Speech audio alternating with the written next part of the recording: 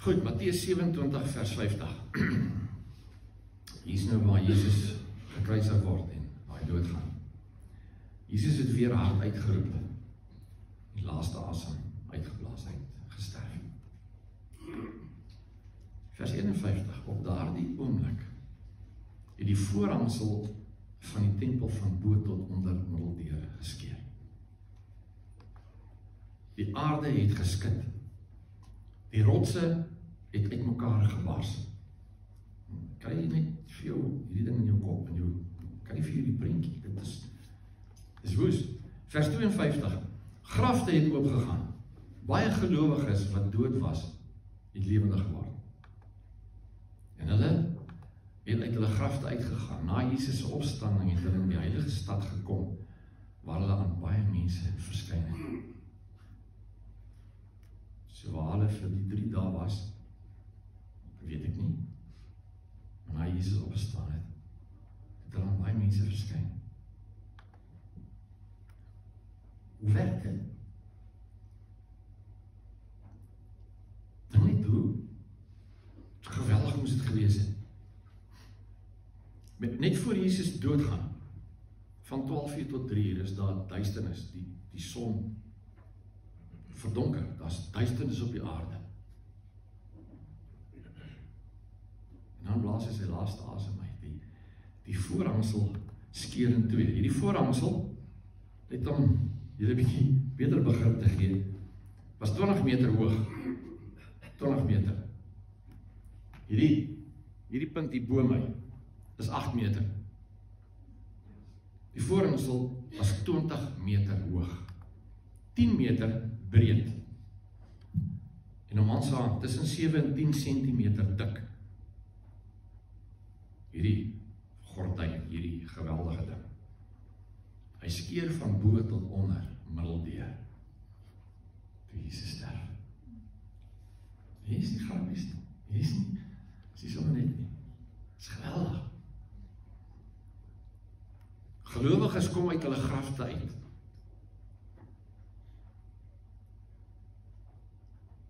Jy dink Pirates of the Caribbean is kwaai flink.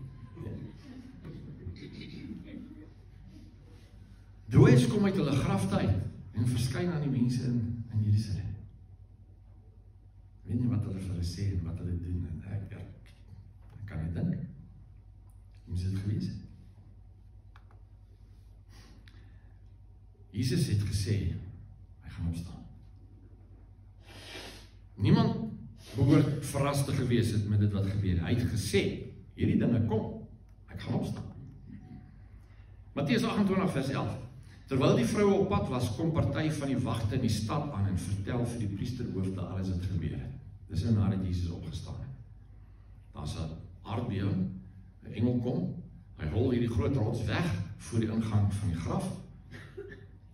En Jesus staan op. Goed, so nou, die wagte wat dit nou sien gebeur, gaan vertel vir die priesterhoofde wat gebeur het. Vers 12 sê, die priesterhoofde het saam met die familiehoofde vergader en die volgende plan gemaak. Hulle het vir die soldate 'n groot som geld gegee, 'n braai, omkoopgeld. En gesê, julle moet sê, sy disippels het sy liggaam in die nag gesteel terwyl ons geslaap het. Dink net vir 'n oomblik. Die synode, die kerkleiers, hulle het al hierdie goed gehoor en gesien. Hulle weet, Jesus het gesê, hy gaan opstaan. Dis hoekom hulle vir Pilatus voor die tyd al sê, as jy gaan lees daar, sê hulle, luister, jy het gesê, hy gaan opstaan, so, stel net wagte aan, om seker te maak, dat daar nie moeilikheid is. En ten spyte van die wagte, staan Jesus op. Nou kom die familiehoofde, of die priesters, die Sanhedrin, en hulle sê, luister, julle wagte, hier is 'n klomp geld, al wat julle moet doen is, sê net, sy disippels, het sy lyf kom steel in die nag, met ander woorde, het nie regtig opgestaan nie. Aardbewings, genesings, bevrydings, dooies wat lewendig word, water word wyn, Jesus loop op die water, Lazarus kom uit die dood uit op, hy staan op uit die dood uit, al hierdie goed gebeur. En die Sanhedrin, hierdie priesterhoofde, weier om te aanvaar dat hy die Messias is, dat hy die Christus is. Hulle weier. Hulle het 'n vesting in hulle koppe wat keer dat al hierdie waarhede hulle lewens verander. Kan jy dink dat ou se kop so kan raas dat die feite vir jou nie sin maak nie? Gaan lees, dwars deur die skrif. En hulle, Jesus kom, die ou met die verdorde hand. Gaan lees in Markus. Die priesters kom op die Sabbat en hulle dan staan daar. Hulle het gekom om te kyk of hy iets gaan doen op die Sabbat. Dan staan daar Jesus wat hulle gedagtes ken, sê, luister, wat is reg om goed te doen op die Sabbat of sleg? En dan sê hy vir die ou, steek jou hand uit, en hy steek sy hand uit en hy is gesond. En dan draai hierdie priesters woedend om, hierdie ou moet ons uithaal. Hoe kan hulle so 'n vesting, so 'n ding in hulle koppe hê, dat dit wat logies voor hulle is, duidelik voor hulle is, dat hulle dit nie sien nie, en dat hulle dit nie aanvaar nie. Hoor nou vir my. Jy het vestings in jou kop ook. Vooropgestelde idees in jou kop. Kom uit jou eie perspektief uit. Jou voor- en afkeer, jou ervaring, jou verlede. Daar's vestings in jou kop wat jou keer. Daar's dinge wat met jou gebeur het, dinge wat mense gesê het, dinge wat mense gedoen het, wat 'n vesting in jou kop veroorsaak het, wat lewe keer vir jou. As 'n woord, metathesiophobie beteken vrees vir verandering, is deel daarvan. Ons sal as mense aangaan met dit wat sleg is in ons lewe, ons sal dit maar aanvaar en daarmee saamleef, want ons is bang vir verandering. It's a hard thing to live any deeply routine life, even if you hate it. Want die bekende voel vir ons veilig, en ons bly daarby. Ons koppe raas. En as gevolg daarvan, mis ons uit op die goeie goed wat die Here vir ons het. Ons mis uit. As dinge in ons lewe wat in die hek duik, dinge wat net dit crash, wil nie werk nie. Terwyl die Here kom met al sy beloftes, al sy goedheid, al sy grootheid, en tog val ons lewens in mekaar, omdat ons die goed in ons kop het, wat ons nie meer wil deel nie. Efesiërs 4 vers 22 sê, julle het geleer dat julle moet ophou om te lewe soos julle voorheen geleef het. Toe was julle sleg en julle het slegte dinge gedoen wat julle graag wou doen. Maar julle het geleer dat julle anders moet dink en nuwe mense moet word. Jy moet anders dink. Nuwe mens word. Jy gaan nie verander voor jy nie anders dink. Be constantly renewed in the spirit of your mind, having a fresh mental and spiritual attitude. So, jy sit met goed in jou lewe, jy sit met goed in jou kop. Wat kom uit jou verlede uit? Wat kom uit jou ervaring uit? Wat kom uit die manier wat jy gesien het, jou ma of jou pa of wie ook al mekaar hanteer en hoe hulle optree en hierdie goed is in jou kop. En dit sit daar vas. En selfs al kom iemand met die waarheid, klink helder voor jou, dan sien jy dit nie. Want jy het hierdie bolwerk, hierdie vesting, hierdie kasteel van die vyand binne jou kop. En dit kan allerhande goed wees. Wat lynreg is teen dit wat die Here sê. Jou kop raas ergens.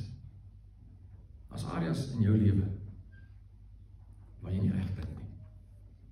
Waar jy vooropgestelde idees het, dit moet so wees. As dit nie so is nie reg nie. Van dit is bloot net fiteriasies. Van dit is net smatok. Ek het nogal 'n ding oor teelepels. Ons het baie teelepels. Verskillende teelepels. Van hulle hou ek van. Van hulle hou ek nie van. Van hulle gebruik ek altyd. Ek sal tussen hulle deurgrawe tot ek een sien wat ek van hulle dan gebruik ek. Dis net stupid. Okay, maar dit beïnvloed my lewe kwaai nie. Ek kom reg. Ek's alright. Ek's alright. Maar as daar iets in jou lewe is wat skeef is, dan beïnvloed jou lewe. As jy kom met 'n ding uit jou verlede uit waar jou graad 1 juffrou vir jou gesê het, man, jy skryf lelik. En nou sit jy met daai ding. En dit word 'n bolwerk in jou kop. En jou hele lewe deur bly dit by jou. So in my geval was juffrou van Tonde. En sy het gesê ek skryf baie mooi. Sy het gelieg. Maar dit het vir my iets beteken deur my lewe, dat sy so gedink het. Ons sulke goed in ons koppe, en dit sit vas. Jy is 'n gevangene daarvan. En dit keer jou lewe. Dit keer dat goed werklik moet wees en die volheid in jou lewe moet plaasvind, soos die Here dit beplan het. Want jy sit met hierdie goed in jou kop. En ons kyk na die Fariseërs en ons dink, hoe kan dit wees? Hoe kan dit wees dat hulle hierdie goed sien gebeur? Hulle staan daar, hulle sien hier kom Lazarus uit die graf uit. En hulle draai om en hulle gaan maak planne om Jesus dood te maak. Hoe kan dit wees? Ons is self moeilik. As dinge in jou lewe, wat jy mee sit, wat jy dink, jy is nie goed genoeg. As dinge in jou lewe wat jy voel, ek is minderwaardig. En daar's baie redes waarvoor dit in jou lewe kon posvat. Maar dit is nie wat die Here sê nie. Jy is nie minderwaardig. Jy is goed genoeg. Jy is aanvaarbaar. Inteendeel, jy is met die hand uitgesoek. Hy het jou uitgesoek. Hy het jou gekies. Jy is nie minderwaardig. Maar ons sit met daai goed in ons lewens. Ons het vrees. Ons dink God is kwaad vir ons. Ons nou gesing hier, daai tweede ding van create in me a clean heart. Dis wat Dawid gesing het, toe hy aangejaag het met Batseba. En nadat hy die seentjie van hom toe nou sterf, toe sing hy hierdie, sê Here, herstel in my 'n rein hart, moenie die gees van my wegvat. Ons leef in 'n nuwe verbond, maar die Here sê, ek sal nooit jou los nie. Ek sal nooit my Heilige Gees van jou wegvat, inteendeel. Selfs as jy ontrou is, bly hy getrou. Ons het die goed in ons koppe wat sê, nee, ek is nie goed genoeg nie. Ek het aangejaag. Kom nie van die Here af. Ons sit goed in ons koppe, wat ons lewens beïnvloed, wat nie waar is nie. Wat is nou waar? Wat is op hierdie oomblik waar in jou lewe? Dis die geheim. Om hierdie hele ding te kelder, moet ons by hierdie vraag uitkom. Wat is nou waar? Nie wat was nie, wat het gebeur nie, wat is in jou verlede nie. Wat is nou waar? In een van die areas waar dit sekerlik die belangrikste is om hierdie ding te verstaan, in ons verhoudings, maar ook in ons huwelik. Ek en Alida is nou meer as 4 dekades getroud. Ja. Beteken ek sal oor die 40. En nie vandag nie, ons is in elk geval. Maar dat is goed wat sy na kop het. Wat vandag nog haar lewe beïnvloed. Wat is nou waar? Wat is nou waar? Die feite op die oomblik is, ons is nog by mekaar. Daar was tye wat sy oorweeg het om my gifting te gee. Daar was ook tye wat ek oorweeg het om het te drink. Ons het klippe gekou, ons het moeilike tye gehad. Maar wat is nou waar? Die feite vir die oomblik is, dit is my vrou. Sy is die liefde van my lewe. Sy is my man. Ek wil by haar wees. Dit is vir my lekker. Ek kan nie vir die lewe indink sonder haar nie. Dis wat nou waar is. In jou lewe, in jou verhouding, in jou huwelik, wat is nou waar? Hier sit van julle met soveel goed uit julle verlede uit, nee. Soveel issues wat julle dink van wat kon gebeur het, wat het gebeur, wat moes gebeur het, wat moes nie gebeur het nie. En dit beïnvloed julle huwelik. Wat is nou waar? Want dis waar jou lewe moet bou. Die huidige feite, dit wat nou aan die gang is. En jy moet mooi weet, jou vyand is die vader van leuns. Die primêre ding wat hy in jou lewe wil vernietig, is jou huwelik. So jy moet weet, daar word vir jou gelieg oor jou verhouding, met jou vrou, met jou man, want hy is die leenaar. Jou aardsvyand se primêre wapen is leuns. En as hy in jou kop 'n vesting kan bou, wat jou huwelik bedreig, dan is hy besig om te wen. Wat is nou die feite? Wat is nou die waarheid? Los die verlede. Ons is almal aangejaag. Almal van ons. Ons het almal in ons huwelike aangejaag. Wat is nou die waarheid? Waar gaan dit nou? Bloot net mekaar in die oë te kyk en sê, weet jy, ek kies jou.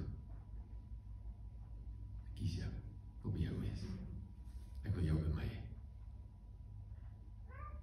Los dit wat in die verlede is. Ja, hy goed in jou kop laat groei, en dat al groter, los dit. Wat is nou die waarheid? Wat gaan nou aan in jou lewe? 2 Korintiërs 13 vers 5 sê, stel julleself op die proef, ondersoek julleself, of julle in die geloof lewe. En ek wil jou uitdaag vanoggend. Gaan kyk na die goed in jou lewe. Gaan kyk die areas in jou lewe. Wat is dit wat nou aangaan? Ondersoek jouself. Die manier wat jy optree, die manier wat jy mekaar dalk afjak, die manier wat jy negatief reageer op goed wat gebeur. Waar kom dit vandaan? Waar kom dit vandaan? Iewers daar bolwerk, 'n vesting in jou gedagtes. En vra die Here om jou te wys. Dis wat hierdie ondersoek beteken. Gaan voor hom, sy Heilige Gees, wys my. Help my om te verstaan hoekom ek so voel. Help my om te verstaan hoekom ek so optree. Waar kom dit vandaan? Wat trigger dit? En dan deel jy daarmee. Want die Here wil hê, jy moet in vryheid leef. Stel jouself onder hierdie vergrootglas van die Here. Is dit reg so? Dit wil jy voel, dit wil jy ervaar. Is dit regtig nodig? Is dit regtig wat aangaan? Of is dit net 'n vesting? Is dit 'n vesting of is dit die waarheid? Kyk na jouself. Jou verhouding met die Here. As jy sukkel om te bid. Jy sukkel om Bybel te lees. Jy sukkel om die gawes in jou lewe te laat vloei. Wat ook al. Gaan voor hom sê, Here, wys my. Wys my waar die vyand 'n muur gebou wat keer dat hierdie werk soos jy dit wil hê. Want waarskynlik is daar iewers in jou gedagtes hierdie bolwerk. En dit geld vir soveel areas in ons lewe. Een van die goed, en ek verstaan, want ek kom daar uit, ek verstaan. Doop. Die Bybel is so klinkklaar helder oor doop, belydenis doop. Maar soveel mense wat hulle het die vesting in hulle koppe, wat hulle keer, om met dit uit te kom. Wat gaan jou lewe aan? Waarmee sit jy? Almal se koppe raas iewers. Jou kop raas iewers. Vra die Here, sê Here, kom wys my. Wys my. Verhoudings wat seer gekry het, verhouding tussen broers, tussen sissies, tussen familielede wat seer gekry het. En die oomblik wat dit gebeur, maak nie saak wie was verkeerd nie, die oomblik wat dit gebeur, kom Satan, en hy bou 'n ding in julle koppe. En die res van jou lewe, is jou verhouding met jou broer, of jou verhouding met jou sussie, of wie ook al, is onderhewig aan hierdie vesting in jou kop. En julle verhouding is nie lekker nie, want dit bepaal jou verhouding. Is nie nodig nie. Wat is nou die waarheid?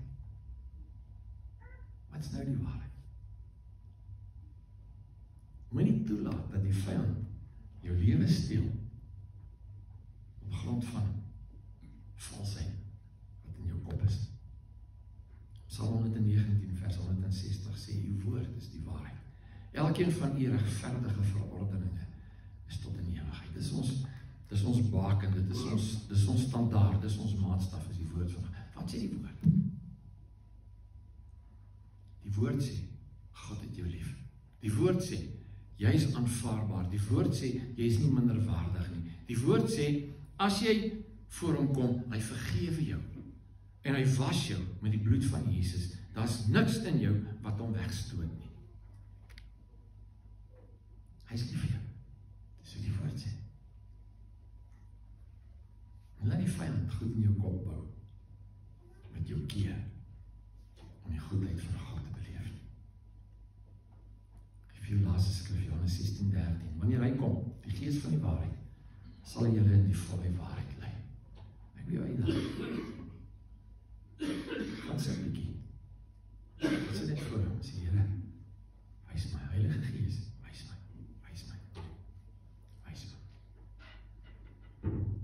Ek het nou die week 'n ding beleef, en dit kom nou al ver, lang, maar daar's 'n ding in my lewe, en ek voel ongemaklik, maar ek kan dit wegrasionaliseer, ek verstaan, ek het feite, ek het redes, en in die week het 'n dingetjie verander, en dit is asof 'n las van my af is.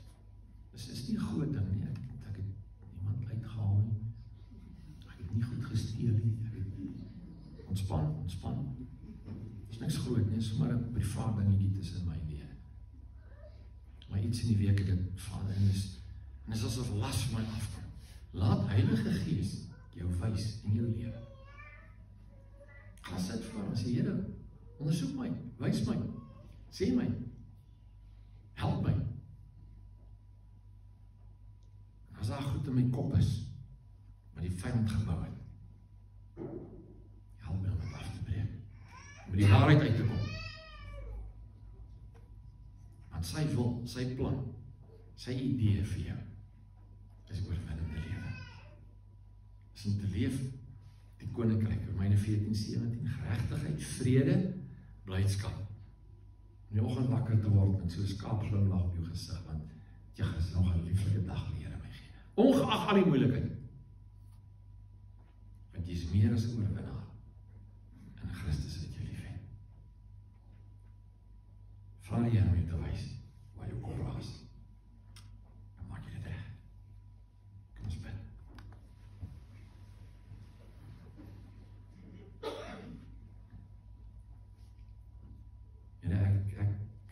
Ek reken almal van ons het goed in ons lewens, het dinge in ons koppe